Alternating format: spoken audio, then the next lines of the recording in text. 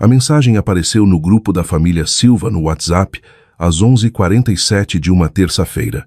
Pai, Gabriel, tomamos uma decisão. Sua mãe e eu cansamos de te sustentar. Você tem 29 anos. Já passou da hora de se virar sozinho na vida. Eu estava em uma sala de conferências na Avenida Faria Lima quando meu celular vibrou.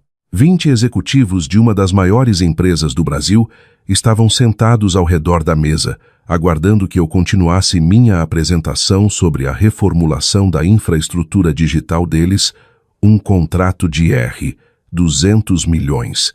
Olhei para a tela, li a mensagem do meu pai, assisti às respostas se acumularem imediatamente. Marcos, meu irmão mais velho, finalmente, já estava na hora. Ele está sugando vocês a uma eternidade. Rebeca, minha irmã mais nova, talvez agora ele arranje um emprego de verdade em vez dessa bobagem de consultoria de tecnologia. Marcos, consultor de tecnologia igual a desempregado com um notebook kkk. Mãe, nós te amamos, Gabriel, mas isso é o melhor para todos. Você precisa aprender a ter responsabilidade. Rebeca, amor duro. Você consegue, maninho. Mas sério, dá um jeito na vida. Coloquei o celular virado para baixo na mesa de vidro e voltei para minha apresentação. Como eu estava dizendo, o cronograma de implementação para a fase 3 exigirá aproximadamente 8 semanas. Durante o intervalo para o almoço, fui até a varanda do escritório e abri meu aplicativo do banco. Encontrei a conta rotulada Operações de Suporte Familiar. Cliquei no agendamento de pagamentos automáticos. Eu vinha fazendo esses pagamentos há 5 anos. 60 meses. 1.869.000,00 no total. Meus pais achavam que estavam pagando suas próprias contas. O dinheiro parecia sair da conta deles, agendado todo mês. O que eles não sabiam era que o valor voltava imediatamente de uma conta corporativa PJ que eu havia criado, fazendo parecer que os pagamentos deles tinham sido processados, enquanto meu dinheiro, na verdade, cobria tudo. Tinha exigido uma engenharia financeira sofisticada, mas eu queria que eles mantivessem a dignidade, que nunca se sentissem um caso de caridade, que nunca soubessem que o filho decepção era a única coisa entre eles e o leilão da casa. Cancelei todas as transferências automáticas e agendamentos. Então digitei uma única palavra no grupo da família. Entendido. A história começou há 6 anos, quando eu tinha 23. Abandonei a Faculdade de Ciência da Computação, na USP, no meu 3º ano. Não porque estava reprovando, mas porque tinha construído um algoritmo de segurança cibernética que 3 empresas diferentes queriam licenciar. Meu professor havia me puxado de lado depois da aula um dia. Gabriel, o que você criou aqui vale dinheiro de verdade. Muito dinheiro. Você está perdendo tempo na minha aula quando poderia estar construindo um império. Meus pais vão me matar se eu trancar o curso, eu disse. Seus pais vão superar quando você for bem-sucedido. Ele respondeu. Consultoria de tecnologia. Meu pai dizia fazendo aspas com os dedos sempre que alguém perguntava o que eu fazia, que é um jeito chique de dizer que ele brinca no computador o dia todo. Ele largou a USP, minha mãe acrescentava, com a voz apertada de vergonha. Tentamos criá-lo direito, mas a verdade era mais simples e dolorosa. Eu não me encaixava na narrativa deles. Marcos era o filho de ouro, direito na San Fran, casado com uma médica, 2 filhos, casa nos Jardins. Ele ganhava 800 mil por ano, como advogado corporativo, e nunca deixava ninguém esquecer. Rebeca era a princesa, diretora de marketing em uma agência na Vila Madalena, noiva de um analista financeiro, postando fotos estéticas no Instagram de sua vida abençoada. Ela ganhava cerca de 350 mil por ano e gastava a maior parte mantendo as aparências. E tinha eu, o desistente da faculdade, solteiro, morando em um apartamento discreto, dirigindo um Toyota Corolla de 4 anos atrás. Eu não parecia bem-sucedido pelas métricas deles, então eu não podia ser bem-sucedido. Não importava que eu estivesse faturando 9 milhões anualmente. Não importava que eu tivesse sido destaque na Exame e na Forbes Under 30. Não importava que grandes multinacionais me voassem pelo país para resolver seus problemas. Eu não tinha o diploma, não tinha a esposa, não tinha a mansão com garagem para 2 importados. Então, eu era a vergonha da família. O suporte financeiro começou quase acidentalmente. 5 anos atrás, eu estava visitando para o almoço de domingo quando ouvi meu pai ao telefone no escritório. Eu entendo que o pagamento está atrasado, dizia ele, com a voz tensa. Minha empresa teve cortes. Sim, ainda estou empregado, mas a estrutura de comissões mudou. Posso conseguir 5.000 até sexta-feira, mas o valor total pode levar até o dia 15. Ele me viu na porta e encerrou a chamada rapidamente. Tudo bem? Perguntei. Tudo ótimo. Apenas um ajuste de fluxo de caixa. Nada com que você precise se preocupar. O tom dele deixou claro que a conversa havia acabado. Fiz uma investigação discreta na semana seguinte. Meu pai trabalhava com vendas de imóveis comerciais, um setor que tinha levado uma surra na crise econômica. As comissões dele tinham caído 60%. O trabalho administrativo de meio período da minha mãe trazia talvez 60.000 por ano. Eles estavam se afogando, mas nunca admitiriam, especialmente não para mim. Não para o filho desistente que jogou fora seu futuro. Então configurei a estrutura da conta corporativa. Fiz parecer que os pagamentos estavam sendo processados normalmente da conta corrente deles, enquanto meu dinheiro cobria tudo. Eles nunca saberiam, nunca se sentiriam envergonhados, nunca me deveriam nada. Eu disse a mim mesmo que era temporário. Apenas até as comissões do pai voltarem. 5 anos depois, elas ainda não tinham voltado. O primeiro sinal de que algo estava errado veio 3 dias depois que cancelei as transferências. Eu estava em Recife, no Porto Digital, para uma reunião com clientes quando meu telefone tocou. Número desconhecido. Ignorei. 2 horas depois, outra ligação. Mesmo número. Então, uma mensagem de voz. Senhor Silva, aqui é Fernanda, gerente da sua conta Personalité. Estamos ligando sobre o financiamento do imóvel em Alphaville. Consta um pagamento devolvido por insuficiência de fundos, o que é incomum para esta conta.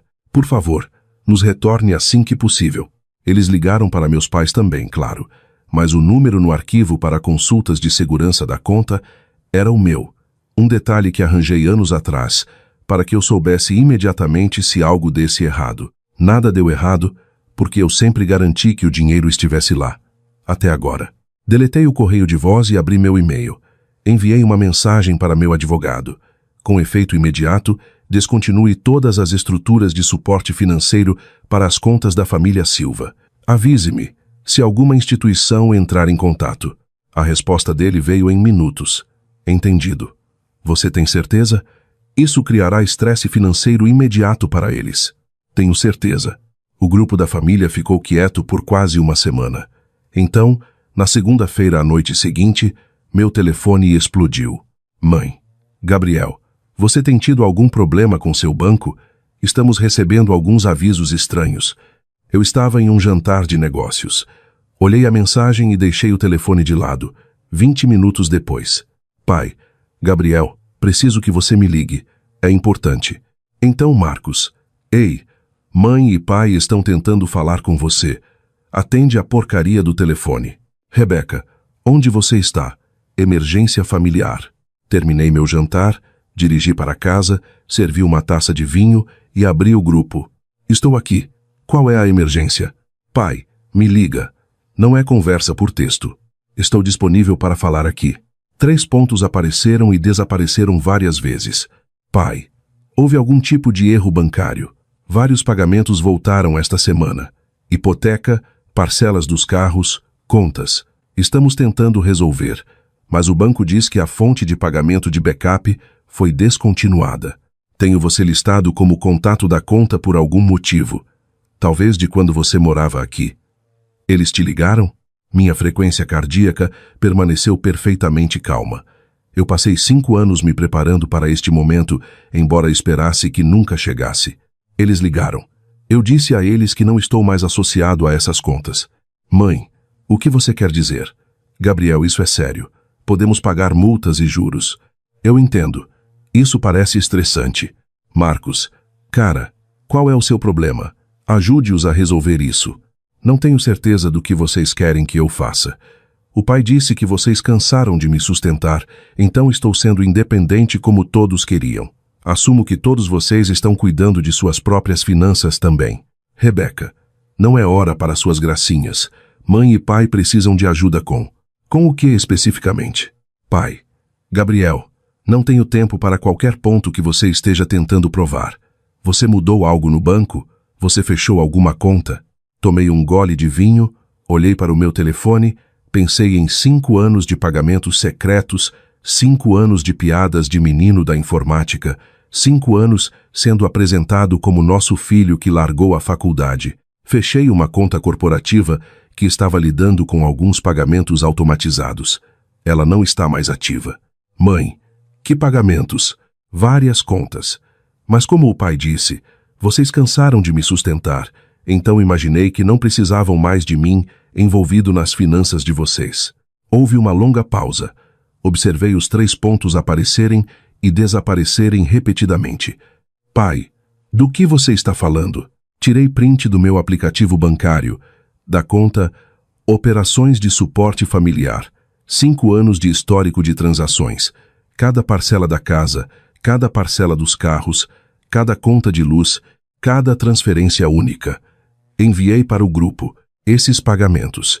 Tenho coberto o financiamento da casa, os 2 carros, condomínio, seguros e IPTU por 5 anos. A conta corporativa que lidava com eles agora está fechada. Vocês estão por conta própria, exatamente como queriam. O chat ficou em silêncio. Observei os tiques azuis de visualização aparecerem sob minha mensagem. Mãe, pai, Marcos, Rebeca. Ninguém digitou nada por 6 minutos inteiros. Então, Marcos, isso é falso. Você não tem esse tipo de dinheiro. Liguem para o banco e perguntem sobre a fonte de pagamento da hipoteca dos seus pais nos últimos 60 meses. Eles confirmarão. Rebeca, por que você faria isso e não contaria a eles? Porque eles precisavam de ajuda e eram orgulhosos demais para pedir. Porque eu realmente me importo com a família, mesmo quando vocês acham que sou um fracasso. Mãe, Gabriel, nunca dissemos que você era um fracasso. Eu ri alto disso. Digitei.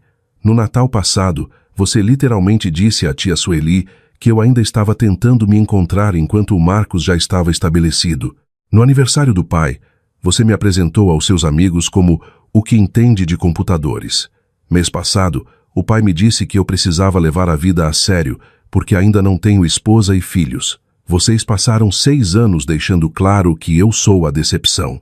Então fiquei quieto e paguei suas contas e deixei vocês pensarem que estavam fazendo tudo sozinhos, porque eu amava vocês o suficiente para proteger o orgulho de vocês. Pai, filho, não sabíamos que você estava passando dificuldades financeiras também. Nunca teríamos aceitado dinheiro se soubéssemos que você precisava dele. A audácia daquela declaração me atingiu como um soco físico. Eu não estou passando dificuldades, pai. Eu sou o dono do meu prédio inteiro. Tenho 8 dígitos em investimentos. Eu faturo cerca de 9 milhões anualmente. Eu tenho estado bem. Melhor do que bem. Marcos, você dirige um Toyota velho por quê? Porque eu não preciso provar nada para ninguém. Ao contrário de certas pessoas. Rebeca, se você é tão rico, por que mora naquele apartamento minúsculo? É uma cobertura duplex. Sou dono do prédio todo.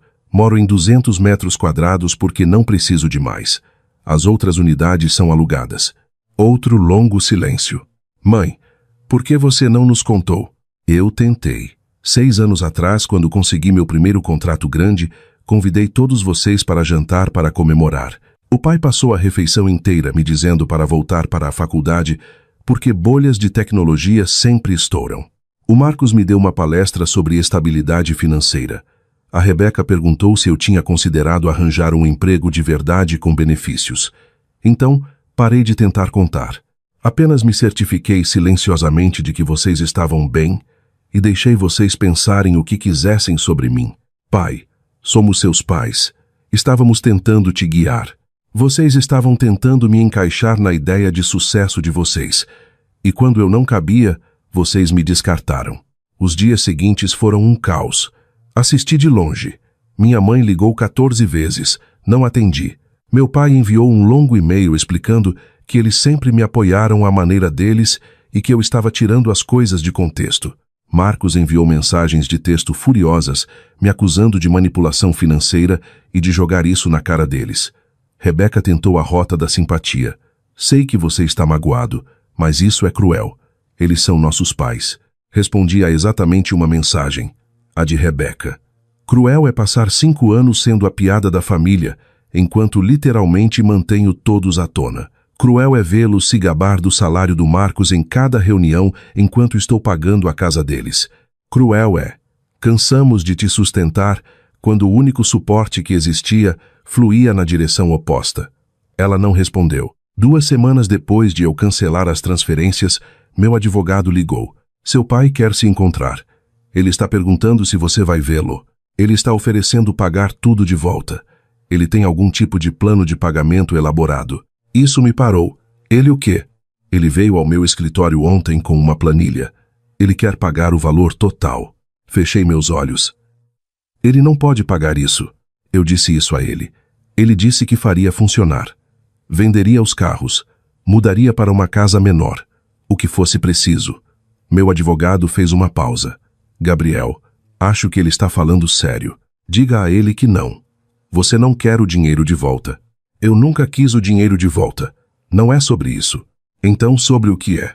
Olhei pela janela do meu escritório para a cidade de São Paulo abaixo. É sobre eles me verem. Realmente me verem. Não quem eles querem que eu seja, ou quem eles têm vergonha que eu não sou. Apenas eu.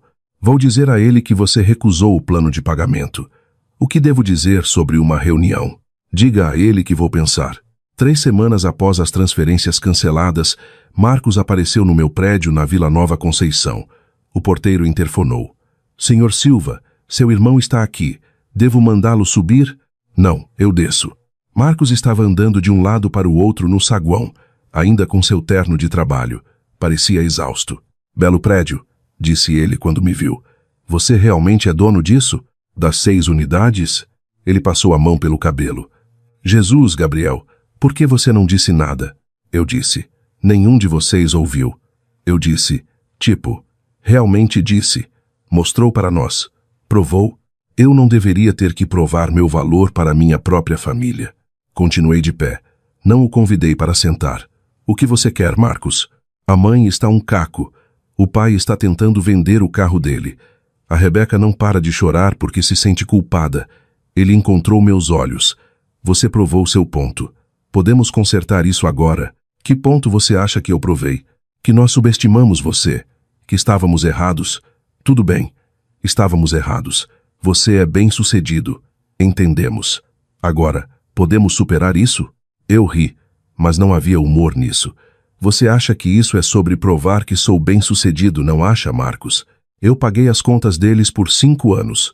Nunca contei, nunca pedi crédito, nunca joguei na cara de ninguém. Fiz isso porque eles precisavam de ajuda e eu podia ajudar. Minha voz permaneceu nivelada. E o agradecimento que recebi foi ser informado de que cansaram de me sustentar em um grupo de WhatsApp enquanto todos vocês riam. Isso não é sobre sucesso. Isso é sobre respeito humano básico. Não sabíamos. Você não pediu. Isso é diferente. Fui em direção ao elevador. Diga à mãe e ao pai que pagarei o financiamento por mais 2 meses. Isso dá tempo para refinanciarem ou venderem. Depois disso, estão por conta própria. Verdadeiramente por conta própria. Gabriel espera. Eu não vou fazer isso, Marcos. Não hoje. Não com você.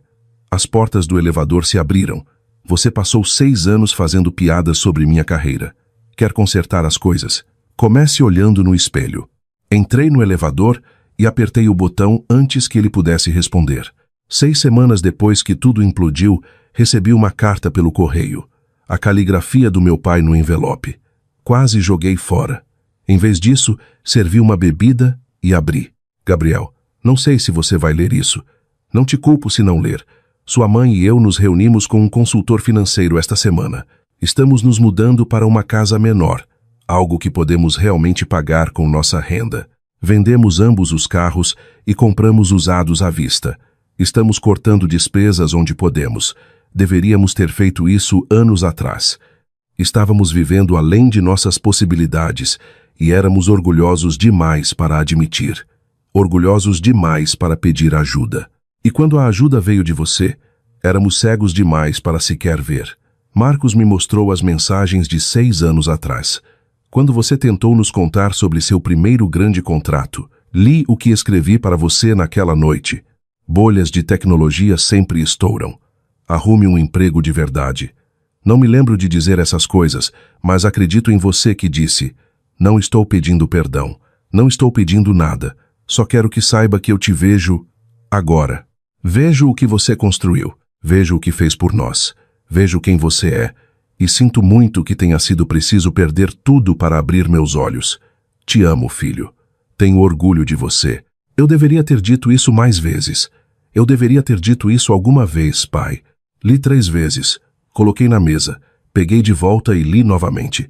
Então liguei para meu advogado. O plano de pagamento que meu pai propôs. Ele ainda está oferecendo? Sim. Ele tem ligado semanalmente para perguntar se você reconsiderou. Diga a ele não novamente. Diga que a dívida está perdoada. Toda ela. Gabriel, você tem certeza? Diga a ele que nunca foi um empréstimo. Era família cuidando de família. Diga a ele. Fiz uma pausa. Diga a ele que estou liberando os quase 2 milhões de reais com uma condição. Qual é? Que ele pare de tentar me pagar de volta e comece a construir a vida que ele pode realmente pagar, a vida honesta, sem mais manter as aparências. Vou avisá-lo. Depois que desliguei, fiquei sentado com a carta por um longo tempo. O perdão não era um interruptor. Eu não podia simplesmente acioná-lo e fazer tudo ficar bem. A mágoa ainda estava lá. 6 anos de descaso, zombaria, sendo tratado como a vergonha da família. Mas eu podia escolher não deixar essa mágoa definir o resto do nosso relacionamento. Eu podia escolher ser a pessoa que ajudou sem manter um placar, mesmo especialmente quando não foi reconhecido. Porque era quem eu sempre tinha sido por baixo de tudo. 2 meses depois, concordei em tomar um café com minha mãe. Nos encontramos em uma padaria tranquila na Vila Mariana, a meio caminho entre nossas casas. Ela parecia menor do que eu lembrava, mais velha. Seu pai e eu fechamos a compra da casa nova ontem, disse ela. 3 quartos, térrea, prestação acessível, é aconchegante, mais simples. Que bom! Marcos e Rebeca nos ajudaram na mudança. Nos livramos de tanta coisa, coisas que mantínhamos apenas para, eu não sei, preencher espaço. Ela mexeu o café, para parecermos bem-sucedidos. Não respondi. Gabriel, preciso te dizer uma coisa. Ela encontrou meus olhos. Quando você tinha 16 anos, montou aquele computador com peças que economizou para comprar. Você estava tão orgulhoso. E lembro do seu pai dizendo que não entendia por que você gastaria dinheiro naquilo quando poderia simplesmente ter comprado um pronto na loja. Lembro que você tentou explicar que aprendeu muito montando, que era melhor do que qualquer coisa que pudesse comprar, que queria entender como as coisas funcionavam, não apenas usá-las. A voz dela falhou, e nós não ouvimos. Não vimos que você já estava se tornando quem é agora. Só vimos um garoto gastando dinheiro, Gabriel. Fizemos isso de novo e de novo. Cada vez que você tentava nos mostrar quem era, dizíamos para ser outra pessoa, alguém que pudéssemos entender, alguém que se encaixasse na nossa ideia de sucesso. Lágrimas rolaram por suas bochechas, e você se tornou bem-sucedido de qualquer maneira. Se tornou generoso. Se tornou bom apesar de nós, não por causa de nós. Entreguei a ela um guardanapo. Não sei como consertar 6 anos de cegueira, disse ela. Não sei se você sequer quer que eu tente, mas estou pedindo, não para as coisas voltarem a ser como eram, porque como eram estava quebrado. Estou pedindo se podemos construir algo novo, algo honesto.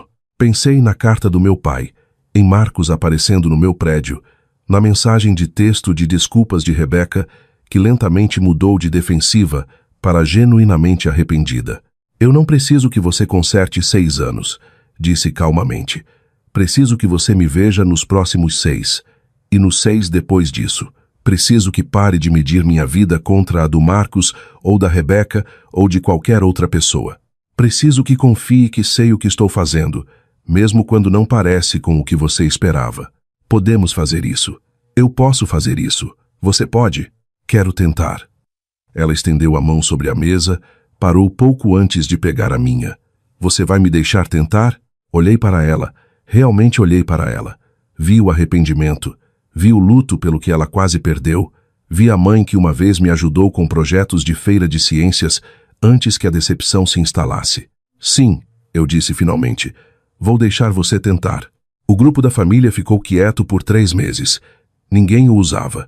Muitas lembranças ruins. Então, um dia, um novo chat apareceu. Recomeço, com apenas 4 membros. Mãe, pai, Marcos, Rebeca e eu. Pai, Gabriel. Vi uma matéria sobre contratos de segurança cibernética corporativa. Me fez pensar em você, mandando o link caso seja interessante. Anexado estava um artigo do Valor Econômico sobre o setor exato em que eu trabalhava. Encarei meu telefone. Meu pai nunca, em 6 anos, havia me enviado nada relacionado ao meu trabalho real. Obrigado, pai. Na verdade, sou citado nesta matéria. Parágrafo 3. Pai, é mesmo? Vou ler tudo agora. Isso é incrível, filho.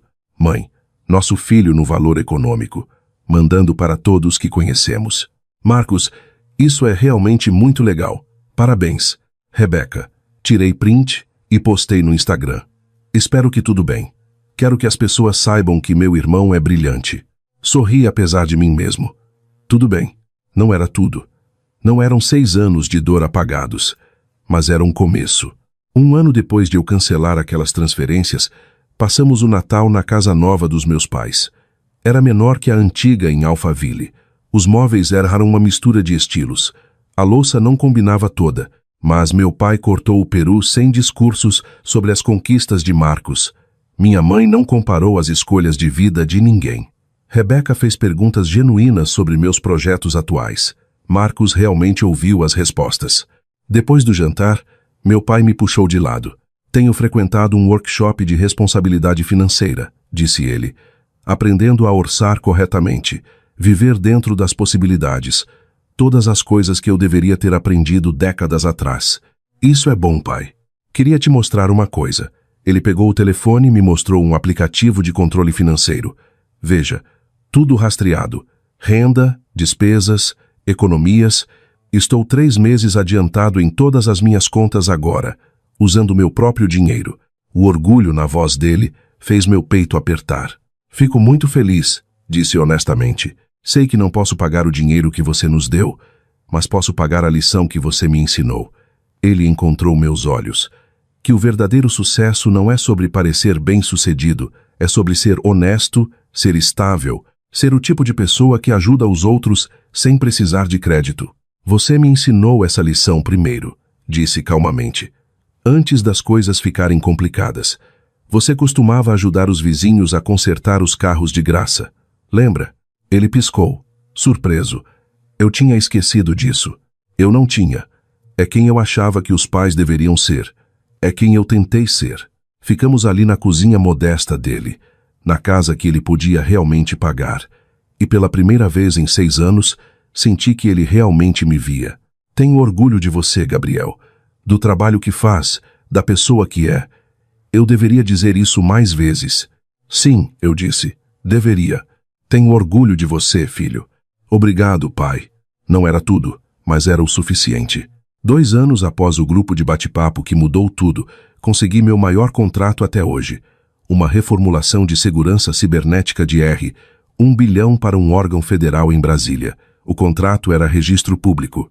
Saiu no noticiário não apenas notícias de tecnologia, mas no Jornal Nacional. Meu telefone tocou às 7 da manhã, no dia seguinte ao anúncio. Gabriel, sua mãe e eu acabamos de ver na Globo. Você realmente acabou de assinar um contrato bilionário. É um contrato de 3 anos, mas sim. Silêncio do outro lado. Então, meu Deus. Isso é, eu nem tenho palavras. É um bom contrato, Gabriel. A voz dele estava embargada. Eu sinto muito. Pelo quê? Por cada vez que te disse para arranjar um emprego de verdade. Por cada vez que insinuei que você não era bem-sucedido. Por cada vez que fiz você sentir que precisava se provar. Ele fez uma pausa. Você estava dando voltas em torno de todos nós, e éramos estúpidos demais para ver. Não era sobre dar voltas em ninguém. Eu sei. É isso que torna tudo pior. Você não estava tentando nos humilhar. Você estava apenas sendo você mesmo, fazendo o seu trabalho e cuidando da sua família. e nós te punimos por isso. Olhei pela janela do meu escritório para o sol da manhã, nascendo sobre São Paulo. Estamos bem, pai. Sério? Estamos? Sim, estamos. E eu falava sério. Alguns finais não são perfeitos. Algumas feridas familiares não cicatrizam totalmente. Mas alguns relacionamentos são reconstruídos, não no que eram, mas em algo diferente. Algo honesto. Meus pais nunca conheceram a versão de mim que precisava da aprovação deles. Essa versão deixou de existir no dia em que cancelei aquelas transferências. Mas eles conhecem a versão de mim que existe agora. Aquele que é bem-sucedido em seus próprios termos. Aquele que ajuda sem precisar de crédito, mas também não aceita ser desprezado. Aquele que aprendeu que, às vezes, a coisa mais amorosa que você pode fazer é deixar as pessoas enfrentarem as consequências de suas escolhas, mesmo quando essas pessoas são família. Especialmente quando essas pessoas são família. Marcos e eu almoçamos uma vez por mês agora. Não falamos muito sobre o passado. Falamos sobre trabalho, sobre a vida, sobre coisas que importam. Rebeca me liga para conselhos reais de tecnologia. Ela está abrindo um e-commerce próprio. Menor que meus empreendimentos, mas honesto. Dela. Mãe e pai ainda estão em sua casa modesta, ainda orçando cuidadosamente, ainda aprendendo a viver a vida honesta que deveriam ter construído décadas atrás. E eu? Ainda estou na minha cobertura, ainda dirigindo meu Corolla, ainda construindo empresas e fechando contratos e ajudando pessoas que precisam. Mas agora minha família sabe quem eu sou. Se você também acredita que o sucesso real não precisa de plateia, deixe um gostei e compartilhe essa história com quem precisa ouvir isso hoje.